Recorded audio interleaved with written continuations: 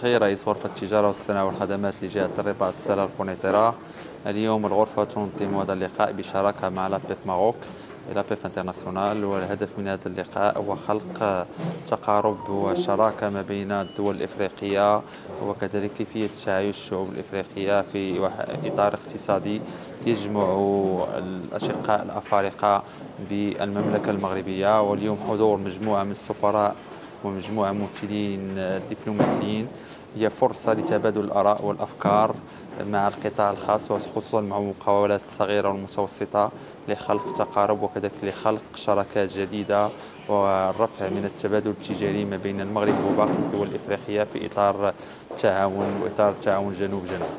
السعيدة ديال المولد النبوي زاروا المغرب لأنهم متعلقين به روحانيا، وظنينا أنه في هذه الظرفيه هذه اننا نديروا واحد المائده مستديره ونهضروا على الاقتصاد جنوب ونهضروا على المشاريع اللي يمكننا نديروها، ماشي غير الاقتصاد الكبير اللي هو تهم الشركات الكبرى، ولكن الاقتصاد انه يكون واحد الانفستيسمون تهم حتى الشركات المتوسطه والصغيره. وهذا هو المحور ديال اللي غنناقشوه اليوم في هذه المائده المستديره، ونتمنى نتوفقوا لان كنبقاو حنا ديما تنحملوا الرؤيه الملكيه ديال سيدنا اننا نفتحوا على الجنوب، وان حتى الشباب ديالنا يمكن لهم يستثمروا في هذه المشاريع هذه اللي تتخصنا كاملين. وشكرا. Monsieur le Président de la MAMA, chers invités, Mesdames et Messieurs, en ma qualité de Président de la Chambre de commerce et d'industrie et de services de la région Abbas-Ali-Kinitra, c'est un honneur et un immense plaisir de vous souhaiter la plus chaleureuse des bienvenues dans cette enceinte qui est la vôtre. Votre présence en particulière, c'est de leur excellence les ambassadeurs des frères et sœurs nations africains accrédités au Royaume du Maroc, dont à cet événement une résonance particulière, une portée diplomatique essentielle. Je vous remercie d'avoir répondu à notre invitation. Nous sommes réunis aujourd'hui autour d'un thème qui nous tient tout à cœur, un thème qui est bien plus qu'un simple sujet de discussion, l'entrepreneuriat africain et le bien vivre ensemble. Ce bien vivre ensemble n'est pas une simple formule, c'est le socle de lequel nous devons bâtir l'Afrique de demain. Une Afrique à la croissance économique n'est pas une fin en soi, mais un moyen au service du progrès social, de l'inclusion et de l'épanouissement et tous ces citoyens. L'entrepreneuriat est sans conteste le fer de lance de cette transformation. Il incarne d'audace, d'innovation, de la résilience de notre jeunesse. Avec plus de 65 millions de PME, notre continent boyant d'une énergie créatrice qui est notre plus grande richesse. Pourtant, nous le savons tous, le chemin est semé d'embûches, le défi de l'emploi pour notre jeunesse, la fracture entre formation et besoin du marché, la persistance d'un secteur informel prédominant et le besoin crucial de modernisation et de nos infrastructures. Mais ces défis ne doivent pas nous faire oublier nos atouts immenses, un marché en forte croissance et ressources naturelles et humaines extraordinaires. Cette idée poussante la solidarité, de partage, de responsabilité collective et notre différence, notre avantage comparatif dans un monde globalisé. Elle nous invite à construire un entrepreneuriat qui n'est pas seulement compétitif, mais aussi solidaire. Pas seulement rentable, mais aussi responsable. Un entrepreneuriat qui crée de la valeur économique et sociale. C'est dans cet esprit que nous devons ouvrir ensemble pour adapter nos formations et doter notre jeunesse des compétences de demain, techniques et humaines. Ensemble pour faciliter l'accès au financement et créer des écosystèmes favorables à l'innovation. Ensemble pour renforcer l'intégration économique continentale à travers des initiatives comme la ZLECAf, qui ouvrent un champ des possibles immenses. Ensemble, enfin, promouvoir des réseaux d'affaires solidaires que connectant les talents et les opportunités à travers le continent et sa diaspora. Mesdames et messieurs, cette table ronde est justement conçue pour nourrir cette réflexion collective des experts, des institutionnels, des banquiers, surtout de jeunes entrepreneurs viendront partager leur expérience, leurs succès, mais aussi leurs difficultés. Je suis convaincu que vos échanges seront riches et fructueux et qu'ils contribueront à dessiner le contour d'un partenariat économique africain renforcé, plus inclusif et plus humain. Je vous souhaite à tous les débats les plus inspirants. Vivons le partenariat africain, vive la coopération entre nos nations et vive l'Afrique. Merci beaucoup pour votre attention. L'innovation et d'ouvrir de nouvelles perspectives pour les générations futures. Sans plus tarder, on va donner la parole à son Excellence, Monsieur l'ambassadeur du Gabon. Merci Madame. Monsieur le Président de la Chambre de commerce, Excellence Monsieur le Doyen, Excellence Monsieur les ambassadeurs, distingués invités, je vous remercie encore une fois de plus pour cette attention donnée au corps diplomatique pour assister à cette table ronde. Je m'appuie largement sur les propos tenus par le doyen du corps diplomatique. Dans toute son allocution, il a fait ressortir des points essentiels sur le sujet qui nous réunit aujourd'hui. Mais avant d'entrer vivement dans le sujet, l'entrepreneuriat en Afrique et le bien de vivre ensemble, je voudrais qu'autour de cette table ronde, nous nous posions une question. Au XXIe siècle auquel nous sommes aujourd'hui, quel est le rôle de la diplomatie au vu de tous les événements qui se déroulent actuellement dans le monde? En se posant cette question, nous devons étendre encore notre réflexion en nous posant la question de savoir est-ce que l'Afrique contribue largement avec la diplomatie sur la scène internationale. Lorsque nous aurons posé ces questions, je pense que c'est là où intervient le rôle de la diplomatie, de la coopération internationale dans le soutien de l'entrepreneuriat et du bien du vivre ensemble. Au regard de ce sujet qui nous réunit, 5 points essentiels ressortent. Favoriser un climat de confiance et de stabilité, encourager les partenariats économiques, soutenir la formation et le partage de compétences, promouvoir le dialogue interculturel et enfin construire un développement durable et inclusif. Pour la suite, je peux faire m'apprécier sur les débats qui auront tout au long de cette table ronde. Je vous remercie. L'importance de la diplomatie pour réussir cet entrepreneuriat africain. La diplomatie joue un rôle très important pour créer des synergies entre les peuples africains.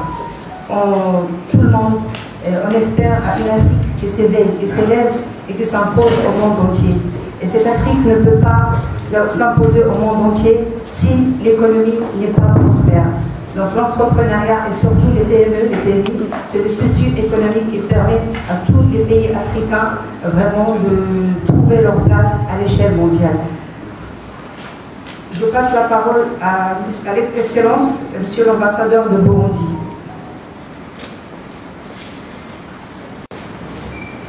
Monsieur le Président, Excellence Monsieur le Doyen du corps diplomatique et consulaire, Mesdames, Messieurs les chefs de mission et chers collègues, Mesdames, Messieurs les invités, tout protocole observé, je n'ai pas prévu d'intervention à ce sujet, mais je voudrais d'abord faire mien les propos si pertinents avancées par les deux précédents intervenants, en l'occurrence le doyen du corps diplomatique et consulaire. Je remercie le président de la Chambre de commerce et de l'industrie de services, Dr Abbas Ali Kinitra, pour l'invitation. Et je salue le choix de ce thème aussi pertinent parce qu'aujourd'hui, l'emploi des jeunes est une préoccupation non seulement à travers l'Afrique, mais aussi à travers le monde. Mais la question se pose d'acuité dans nos différents pays africains. Si bien que ce débat, je le souhaite, est plus constructif en adressant toute la question en ces termes, parce que l'emploi des jeunes, les jeunes sont l'avenir de l'Afrique. L'avenir de l'Afrique repose sur l'emploi des jeunes. Et nous apprenons ici et là que la plupart des jeunes africains traversent les océans pour aller chercher de l'emploi. Et cela ne se passe pas toujours bien, à part que ce mouvement constitue à vider de l'Afrique ses forces vives. Je félicite donc la Chambre de commerce pour avoir organisé ce débat, mais je voudrais qu'on accentue les échanges sur trois principaux aspects qui méritent une attention particulière pour pouvoir faire face à ce phénomène. D'abord, nous constatons qu'il y a ici et là, à travers notre continent, des conflits frontaliers qui limitent, qui handicapent le commerce. Tout à l'heure, M. le doyen parlait du faible taux de commerce interafricain. Je pense que c'est notamment ce genre de problème qu'il y a qui handicape le développement du commerce intra-africain. Deuxièmement, il y a les aspects, les voies de communication. Certes, les différents ensembles font des efforts pour renforcer l'intégration régionale, mais aussi longtemps que pour quitter par exemple l'Afrique centrale pour aller en Afrique de l'Ouest, on doit passer par l'Europe ou par l'Asie. Vous comprendrez qu'il s'agit d'un handicap très sérieux auquel il faudrait vraiment réfléchir pour un peu rendre fluide la mobilité des gens et des marchandises. C'est à ce coup qu'on pourra développer le commerce intra-africain et ainsi promouvoir l'emploi des jeunes. Voilà donc les deux aspects que je voudrais souligner particulièrement. Bien sûr, il y a le développement de l'Internet. La plupart des pays africains ne sont pas encore correctement connectés. Or, nous savons qu'aujourd'hui, ce canal est incontournable parce qu'il constitue un ingrédient indispensable au développement, oui, du commerce, mais aussi des relations interhumaines. C'est donc là les trois aspects que je voudrais souligner. Et je pense que j'aurai l'occasion d'apporter d'autres contributions. Je vous remercie. Merci beaucoup. Merci beaucoup, Excellence, Excellence, l'entrepreneuriat africain et le bien vivre ensemble est un avenir vraiment à construire, tout en mettant l'accent sur la promotion et l'encouragement de l'entrepreneuriat intra-africain. De l'arrivée de son Excellence l'ambassadeur de Madagascar qui est en route, on donne la parole au directeur général de la CAFRAC et qu'on invite à donner d'abord une définition de CAFRAC avant de partager son avis avec nous sur le thème d'aujourd'hui. Merci. Merci Madame la modératrice. Monsieur le Président de la Chambre du commerce, d'industrie et de services, Abbas Ali Kinitra, Excellence, Monsieur l'ambassadeur de l'Industrie diplomatique, Excellences, Mesdames et Messieurs, les ambassadeurs chargés de mission, Mesdames et Messieurs, les présidents d'associations entrepreneuriat ou associations de la société civile, chercheurs en gouvernementalité, Mesdames et Messieurs, je voudrais remercier d'abord et féliciter Monsieur le Président de l'honneur qui m'a été fait. C'est hier soir dans la rue que j'ai reçu l'invitation. Et malgré mon agenda, je me suis dit qu'il fallait être là. Je voudrais remercier le Président pour l'intérêt et la considération en m'invitant à cette assise véritablement. Le CAFRED, c'est le Centre africain de formation et de recherche administrative pour le développement, qui est une organisation panafricaine qui a été créée en 1962 à l'initiative du Royaume du Maroc, plus précisément Sa Majesté le roi Hassan II, que Dieu lui fasse miséricorde, et qui a en charge la transformation de l'Afrique à partir de deux éléments, la formation et la recherche. Aujourd'hui, le CAFRED s'est positionné comme un centre d'excellence pour la transformation globale de l'Afrique, en intégrant la transformation numérique, la transformation écologique, l'intelligence artificielle, la coopération au Sud-Sud, la gouvernance publique et toutes les thématiques qui sont en lien avec l'action publique de façon générale. Dans cette dynamique, je viens maintenant à la table ronde. Nous accompagnons le développement de l'entreprise africaine, du management africain, qui, depuis un certain moment, a été un management en balbutiement, un management à construction. Et dans cette logique, qu'est-ce que nous faisons au niveau du CAFRED? Nous accompagnons les porteurs de projets, les porteurs de plans d'affaires à rédiger les projets, à rédiger les plans d'affaires, et à construire les startups jeunes comme de femmes, à former sur les questions de leadership, de management, comment gérer une entreprise, qui intègre aujourd'hui la question de la responsabilité sociale et sociétale. Et nous accompagnons également les décideurs à élaborer des politiques de développement de l'entrepreneuriat africain, qui est nécessaire parce que si vous êtes un acteur privé, vous avez les ressources, vous avez l'intelligence, vous avez la matière première, vous ne pouvez pas développer utilement une entreprise si les politiques publiques en lien avec votre activité ne sont pas à la hauteur de ce que vous êtes en train de faire. Nous accompagnons également les politiques publiques. Et troisièmement, ce que nous faisons, c'est également au niveau régional, nous accompagnons tous les dispositifs régionaux, à savoir les négociations économiques, la zone de libre-échange continentale, le doyen du Code diplomatique vient d'en parler. Nous accompagnons également les communautés économiques régionales qui développent des instruments économiques pour promouvoir l'entrepreneuriat des jeunes, l'entrepreneuriat des femmes. On accompagne également ces dispositifs-là. Et en accompagnant ces dispositifs, l'objectif pour le CAFRED c'est d'arriver à asseoir de grands groupes africains, industriels, commerciaux, qui sont capables d'interagir avec le monde pour dire les grandes multinationales étrangères qui aujourd'hui en train de ravir la vedette, en train de livrer une concurrence atroce aux petits groupes africains et qui n'arrivent pas à survivre dans la mondialisation, dans toutes les questions de géopolitique, géostratégie qui se profilent à l'horizon. Nous avons le devoir au niveau africain, dans le cadre de ce thème-là, de construire ce groupe d'entreprises viables, efficaces et qui peuvent aider l'Afrique à se développer. Et pour le faire, c'est important que nous puissions également jeter les pistes. J'ai parlé des politiques publiques, mais également la diplomatie aujourd'hui doit jouer un rôle.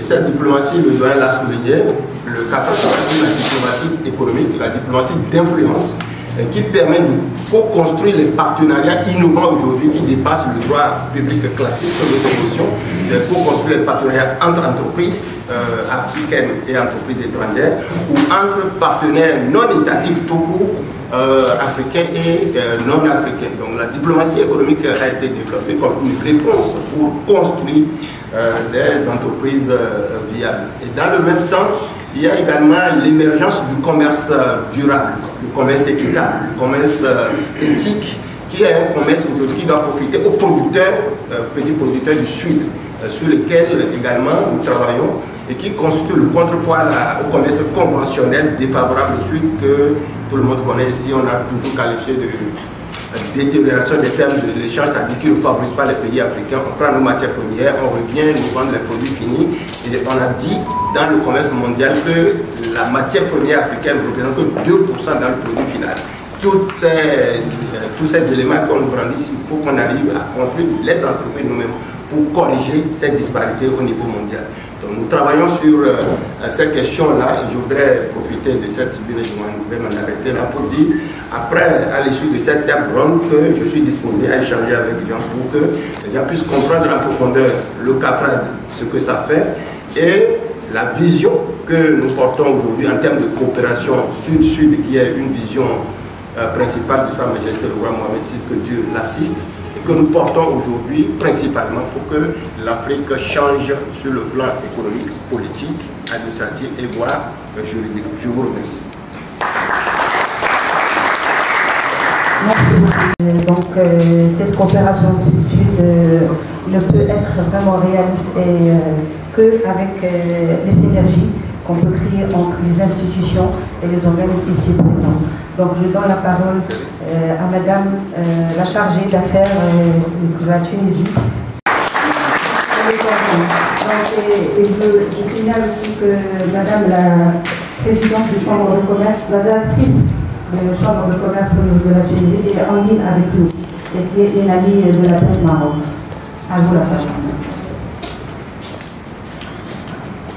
Merci Madame, merci beaucoup.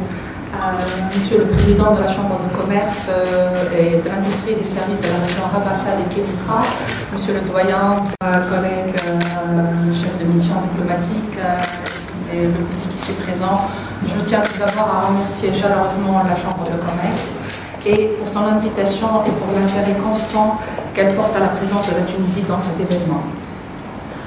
Certes, les missions diplomatiques jouent un rôle essentiel dans le soutien de la coopération économique et au dialogue interculturel. Elles rapprochent les acteurs économiques, culturels et institutionnels et valorisent la confiance mutuelle nécessaire au développement des échanges bilatéraux. À ce titre, les relations entre le Maroc et la Tunisie constituent un exemple éloquent, profond et sincère. Elles s'inscrivent dans une histoire marquée par la solidarité et la confiance mutuelle.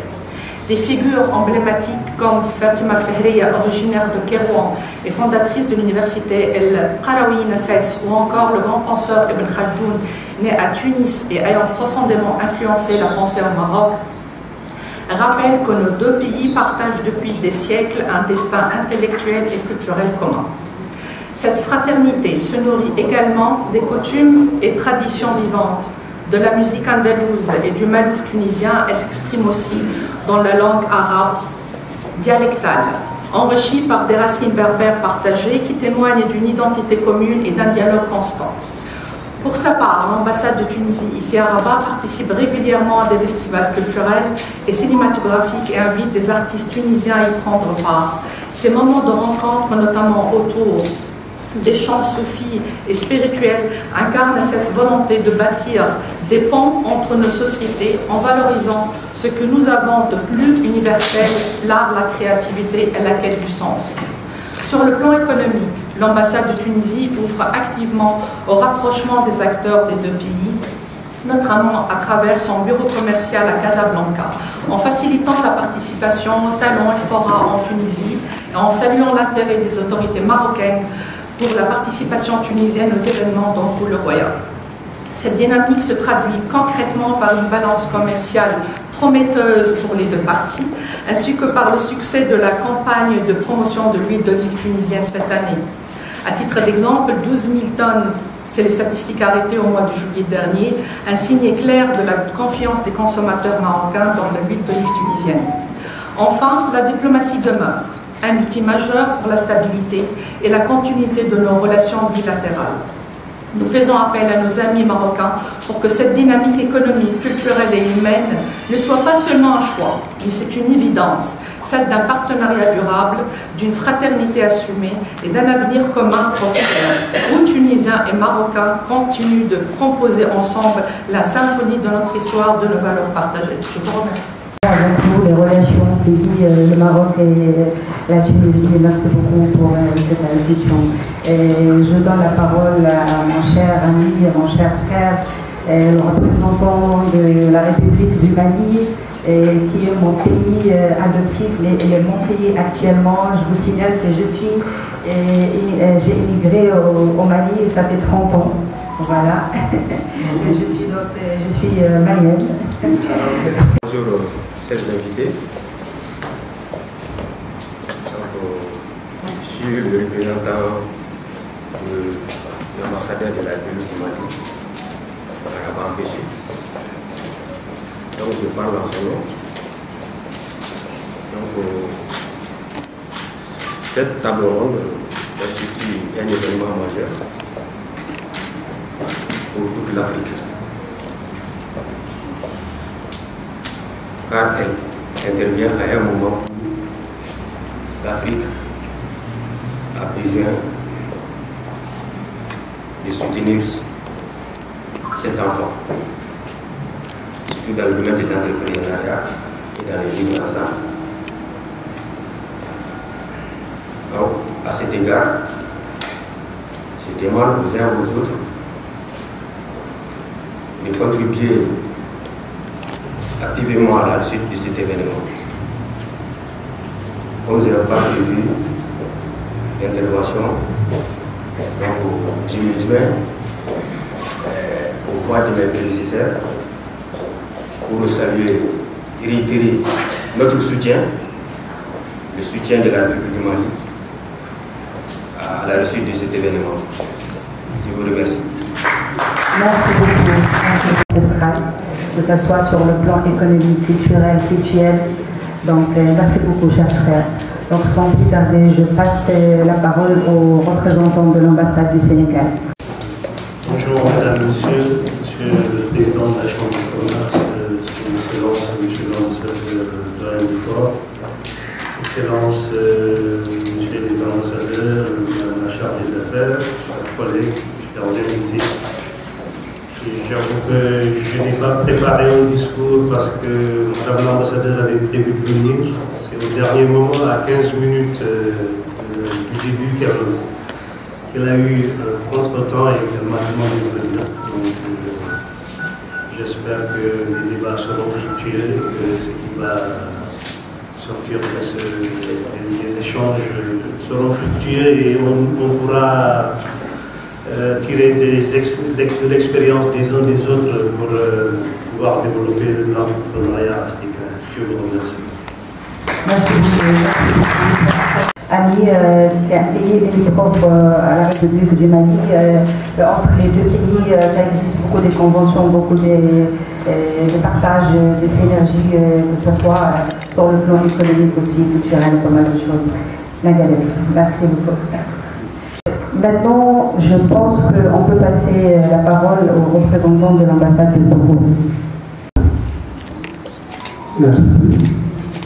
Je voudrais remercier le président de la Chambre de commerce pour l'initiative de cette réunion. Monsieur l'ambassadeur doyen du corps diplomatique, Excellences, messieurs les doyens, chers frères et sœurs ici présents, c'est un honneur pour le Togo de prendre part à cette réunion. De prendre part à cette réunion très stratégique parce que le thème débattu, à savoir l'entrepreneuriat et surtout le vivre ensemble. C'est, je peux dire, deux problématiques en une, mais mes prédécesseurs ont déjà abordé certains sujets. Moi, je vais déjà aux problématiques. Quelle serait l'issue de cette rencontre? Est-ce que serait-elle une rencontre de plus ou bien des stratégies seront élaborées pour que nous puissions faire un pas? Nous les Africains, et à part beaucoup de tous, on parle beaucoup, on agit peu. Donc, est-ce que après la réunion, il y aura un comité de suivi ou quelque chose de sorte? Parce que le Maroc, je suis bien fier que la réunion est liée au Maroc. Aujourd'hui, le Maroc, je peux le dire sans me tromper, c'est un leader du management. Donc, est-ce qu'après des stratégies seront arrêtées pour que, au moins, les vivre ensemble puisse faire un pas comme l'entrepreneuriat qui parle de partenariat entre États, parle en même temps de partenariat. Je vous remercie. Représentant de l'ambassade du Togo et qui a souligné vraiment l'importance de faire des recommandations, de sortir avec des outils qui vont nous permettre de vraiment créer cette synergie et vraiment mettre en place l'entrepreneuriat africain tout en aidant les jeunes, parce que je pense que c'est eux les acteurs pour réussir l'entrepreneuriat africain. Merci beaucoup. Donc maintenant on va rentrer dans le vif du sujet. À Madame Rachida El Mernissi, Madame Rachida El Mernissi qui a vraiment fait le ménage aucun effort pour rassembler, pour fédérer, pour participer à la promotion de l'entrepreneuriat, pour permettre aux jeunes filles et jeunes garçons vraiment d'adopter ce principe et ce concept d'entrepreneuriat. Madame Rachida El Mernissi, entrepreneur, et je laisse la parole à Madame Mernissi pour partager son avis avec l'audience. Merci Madame la Présidente. Partenaires des chambres de commerce du Maroc. Mesdames et Messieurs, Excellences, le doyen du corps diplomatique, Excellences les ambassadeurs, Monsieur le représentant des ambassades, Monsieur le Président de la Chambre de commerce de Rabat, chers présents. Bienvenue à cette table ronde concernant l'entrepreneuriat en Afrique et les bien vivre ensemble.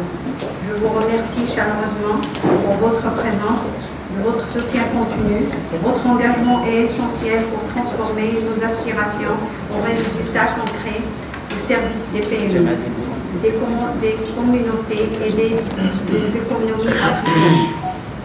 Permettez-moi de remercier tout particulièrement le président de la Chambre de commerce de la région Rabat-Salé-Kénitra pour son appui et son leadership dans l'organisation et à la réalisation du programme de notre association. La vision économique du Maroc s'ancre résolument dans la coopération sud-sud afin de bâtir un développement mutuellement bénéfique pour tout le continent. Notre approche vise à partager l'expertise et le savoir-faire marocain avec nos partenaires africains. En plaçant les PME au cœur de l'action, elles jouent le rôle d'ambassadrices économiques et des facilitateurs d'échanges, accélérant l'intégration régionale et l'innovation. Le Maroc se positionne comme un pont entre l'Afrique et le monde, en promouvant une coopération équitable et solidaire pour un développement intégré du continent. Cette orientation se traduit par des accords commerciaux favorisant des flux d'import-export et les partenariats industriels, des investissements directs visant à créer des chaînes de valeur locales et des emplois durables, des transferts de technologies et de compétences pour renforcer la compétitivité des PME, des mécanismes d'accompagnement de financement adaptés pour les entrepreneurs et les entreprises à croissance rapide.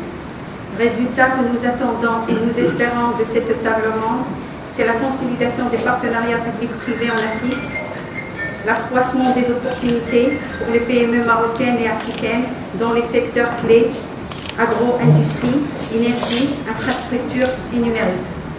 Mise en place de cadres de coopération plus efficaces et transparents pour faciliter les échanges, les investissements et les projets régionaux. Ensemble, nous allons renforcer notre rôle de catalyseur du développement inclusif en tirant parti de nos atouts comparatifs, de notre expérience en transformation structurelle et de notre engagement partagée pour une Afrique prospère et souveraine. Guidons nos actions par les principes de responsabilité, de dignité, de prospérité partagée inscrits dans la vision royale pour un Maroc fier, moderne, solidaire avec l'Afrique et le monde. Merci.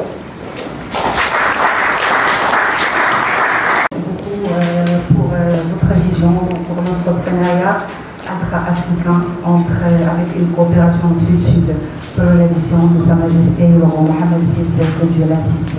Je vous signale que Mme Rachida ici, elle travaille au niveau d'un centre incubateur. Je vous annonce l'arrivée de M. l'ambassadeur de Madagascar. Installé. Et avant de lui donner la parole, on donnera la parole au représentant de l'ambassade de Burkina Faso. Je me nomme Suleiman Daboune, je suis ministre conseiller à l'ambassade de Burkina Faso. Je représente son excellence M. l'ambassadeur Mohamed VI. Pour des raisons que l'agenda n'a pas pu honorer sa présence. Signaler la présence de l'ambassade de Burkina Faso à cette rencontre, qui est très importante pour nous. Son excellence M. l'ambassadeur m'a chargé de transmettre ses salutations à tous les participants. Et aussi, il a formulé le souhait qu'au thème des échanges qui vont suivre certainement avec les experts ici présents, nous allons parvenir à des conclusions et des recommandations pour pouvoir booster un peu l'entrepreneuriat dans nos différents pays. Je ne veux pas être long, je vois qu'on est prêt par le temps. Permettez-moi de vous signaler que le Burkina, le Mali, le Niger, elles constituent ce qu'on appelle l'AES, qui est l'Alliance des États du Sahel. Merci beaucoup. Donc, sans plus tarder, on donne la parole à son excellence. On va donner la parole. Monsieur le doyen, le groupe des ambassadeurs africains au Maroc, mesdames et messieurs, chers invités, honorables invités, bonjour. Désolé pour le retard. C'est un honneur et un plaisir de prendre la parole aujourd'hui pour présenter l'ambassade de Madagascar auprès du gouvernement du Maroc. Donc je suis le premier ambassadeur de Madagascar au Maroc. Nous avons inauguré notre ambassade au mois de novembre 2024. Ça fait 8 mois, 9 mois que nous sommes au Maroc. Nous pouvons dire que nous avons bien été accueillis par le Maroc et je voudrais profiter de ce moment de remercier chaleureusement le royaume du Maroc de nous avoir donné cette opportunité, également le gouvernement de Madagascar. Et également, je voudrais parler un petit peu de ce que nous avons vécu depuis notre arrivée au Maroc. On peut dire que nous avons été bien accueillis. Nous avons eu beaucoup de contacts, beaucoup de rendez-vous auprès des différentes instances, des ministères, des organismes attachés. Dont je vois l'Arbier, on a été bien reçu par l'Arbier également. Merci de nous avoir donné cette opportunité. Également, plusieurs ministères. Je viens d'arriver, c'est pour ça que je suis un peu en retard. Je viens d'arriver de la commune de Fès. On a été reçu par le maire et le député de Fès dans le cadre de la coopération décentralisée entre la commune de Fès et une commune qui est à Madagascar. La commune qui a, si vous voulez, nous avons un lien particulier avec le Maroc parce que cette commune de Madagascar donc, avait accueilli Sa Majesté le roi Mohamed V en 1954, entre 1954 et 1955, pendant le séjour de Sa Majesté le roi Mohamed V à Madagascar. Donc, nous avons pu donc mettre en place cette coopération. Et également, il y a quelques jours, on a été également bien reçus par Le Maroc PME, c'est un organisme attaché au ministère de l'Industrie qui a comme vocation le développement, l'accompagnement des entreprises exportateurs marocains. Également, on avait parlé de la coopération entre cette entité, cet organisme également et le patronat également, le groupement des PME à Madagascar. Pour vous dire que la coopération entre les deux pays se porte bien et nous sommes dans une dynamique, si vous voulez, de pouvoir vraiment continuer à mettre en place cette coopération pour avoir des relations concrètes également dans l'optique de win-win entre les deux pays.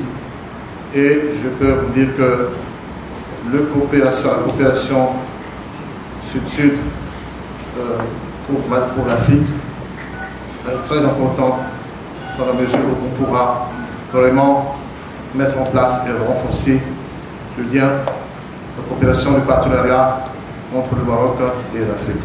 Merci, mesdames et messieurs.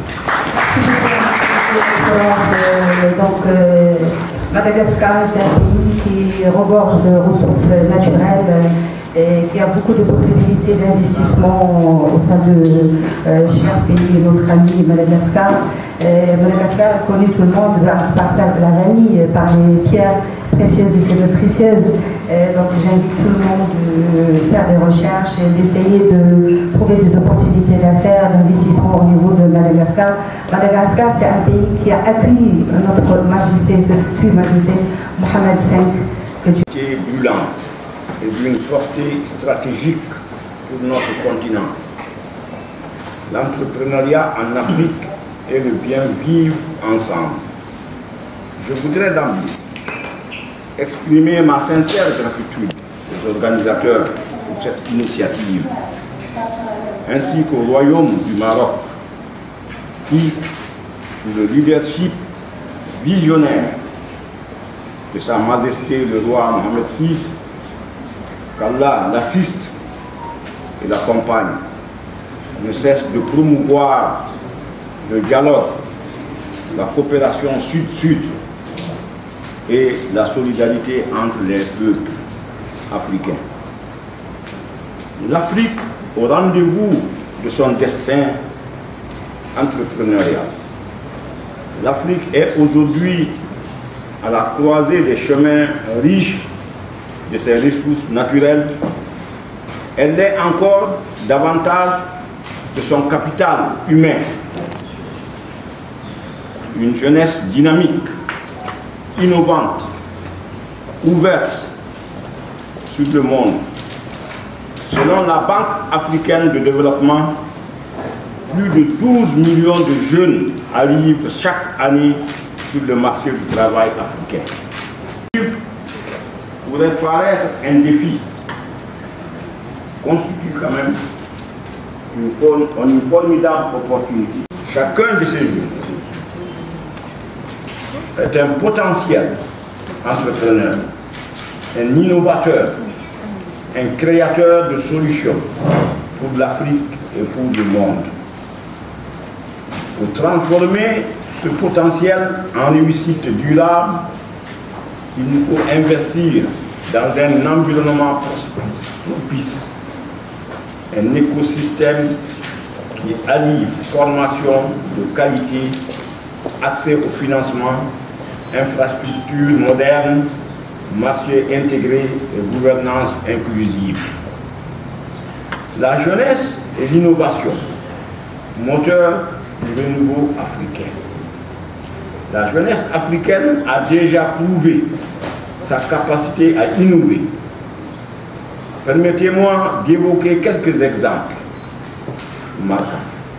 Au Kenya, l'application du MPE a révolutionné la finance inclusive, permettant à des millions de personnes non bancarisées d'accéder à des services financiers via le téléphone portable.